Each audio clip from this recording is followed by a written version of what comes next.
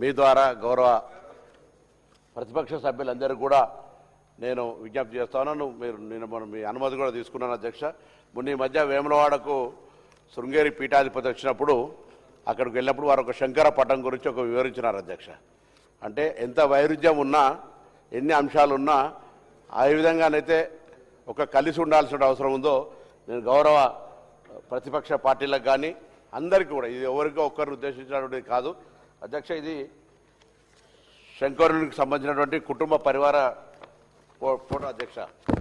ఇందులో శంకరుడి వాహనం నందిగా, పార్వతి వాహనం సింహంగా, అదేవిధంగా మరి కుమారస్వామి వాహనం నెమలిగా, విఘ్నేశ్వరుని వాహనం ఎలుకగా ఉంటుంది అధ్యక్ష. ఇందులో ఒకదానికి ఒకటి పడదు అధ్యక్ష. నెమలికి పాముకు పడదు, పాము మెడల శివుని మెడలో పాము ఉంటుంది, నంది ఆవుకుని సింహానికి పడది, నెమలికి ఎలుకకు పడదు అధ్యక్ష.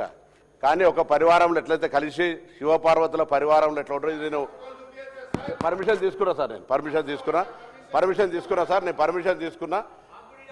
దీని తర్వాత నేను ఎందుకు చెప్తున్నా అంటే శివపార్వతులకు సంబంధించినటువంటి ఒక పటంలో వైరుధ్యం ఉన్నటువంటి నెమలి, పాము, ఆవు, అదేవిధంగా సింహం ఎట్లయితే కలిసి ఉండగలుగుతున్నాయో ఒక అంశం మేరకు దైవభక్తికి సంబంధించిన అంశం మీద కలిసి ఉంటున్నటువంటి సందర్భంలో ఒక ముఖ్యంగా బలహీన వర్గాలకు సంబంధించినటువంటి సంక్షేమం ఇలా చాలా అవసరం ఉంది అధ్యక్ష.